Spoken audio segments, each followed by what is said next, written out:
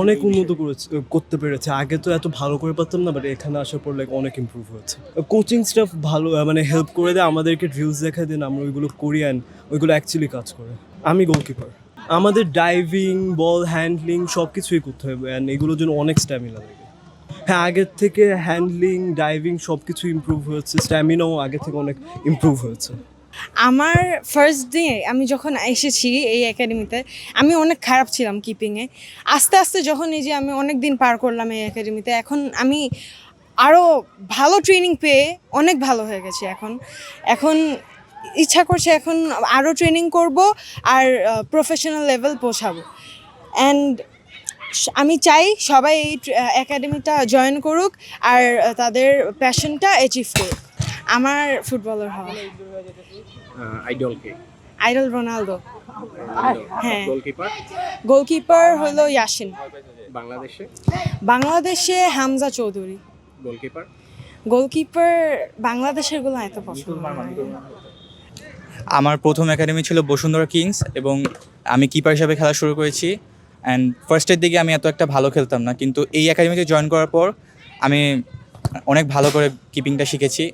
And আমি suggest করব যে যারা গোলকিপার হতে চান, যারা আউটফিল্ড প্লেয়ার হতে চান, যে কোনো প্লেয়ার হতে চাইলে এই একাডেমিটা আপনার জন্য পারফেক্ট চয়েস হবে। কোচিং স্টাফ কতটা সহায়ক ভূমিকা পালন করে?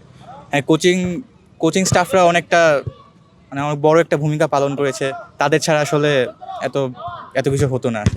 নিজেকে এতদিন পরে এসে কত মার্কস দিবেন শুরুর দিন এবং আজকের দিন? শুরুর দিনে আমি দিব আমাকে 5 আউট অফ 10 দিব, আর এখন 9 আউট অফ 10 দিতে চাচ্ছি। প্রিয় ফুটবলার? আমার প্রিয় ফুটবলার হচ্ছে লিওনেল মেসি, অ্যান্ড গোলকিপার হিসাবে আমি ম্যানুয়েল নয়রকে পছন্দ করি। বাংলাদেশে শেখ মুরসালিন অ্যান্ড এক্সেপশনাল হামজা চৌধুরী আছে। এখানে প্রথম দিনটা আমার অনেক এক্সাইটিং ছিল। প্রথমে আমি বিগিনার ছিলাম, বিগিনার থেকে আস্তে আস্তে আমি পাস, প্র্যাকটিস, শুটিং এসব শিখেছি। আর যে প্রেজেন্টটা আমি আমার নিজেকে রেটে 8 থেকে 10 দিব, কারণ এখনও আমি দুর্বল আছি শুটিংয়ের ভিতরে, পাসিংয়ের ভিতরে। কিন্তু আগের তুলনায় যে ছিলাম এখন ওইটা অনেক ভালো আছে। এখন আমি ভালো পাস দিতে পারতাছি, শুট দিতে পারতাছি, আর এক্সেট্রা এসবই দিতে পারছি। আর বিগিনারের ভিতরে যে ছিলাম ওইটার ভিতরে আমি ভালো করে মানে স্পিডে দৌড়াতে পারতাম না। এখন যে আছে এখন তো ভালো স্পিডে দৌড়াতে পারি, যাতে আমি পাসটা দিয়ে ওদেরকে অ্যাসিস্ট দিয়ে ওরা গোল যাতে করতে পারে। এখানকার এনভায়রনমেন্ট অন্যান্য ক্লাবের তুলনায় অনেক ভালো। এখানে যে পরিবেশ আমি মানে বাংলাদেশের কোনো আর ক্লাবে মনে দেখি নাই। এটা পরিবেশের গাছপালা আছে, আবার নতুন নতুন মাঠ, ফ্যাসিলিটিস আছে, হ্যাঁ, কোচিং স্টাফ, এখানে বিভিন্ন কোচ আছে। আমাদের কোচ ভালো করে ট্রেনিং দেয়, আমাদের অনুশীলন করে যে আমাদের 3 দিন প্র্যাকটিস শেখানো হবে, পরে 3 দিন প্র্যাকটিস আমাদের বাসায় প্র্যাকটিস করতে হবে, মাঠে বা টার্ফে, যেখানে আমরা খুশি করতে পারবো।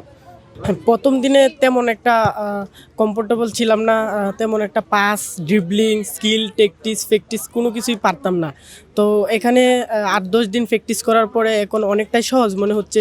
স্যারেরা ড্রিবলিং, স্কিল শেখাচ্ছে, এখন অনেকটাই পারি, আগের থেকে অনেকটাই উন্নতি হচ্ছে।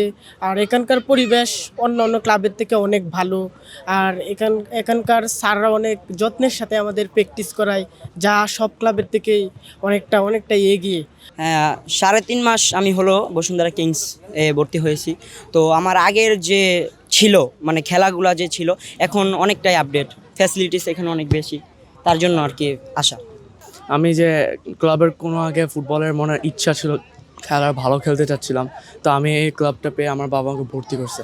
তো দেখে ভালোই ক্লাব এখান থেকে আমি ইনশাল্লাহ ভালো কিছু শিখে কিছু করতে পারবো আসলে।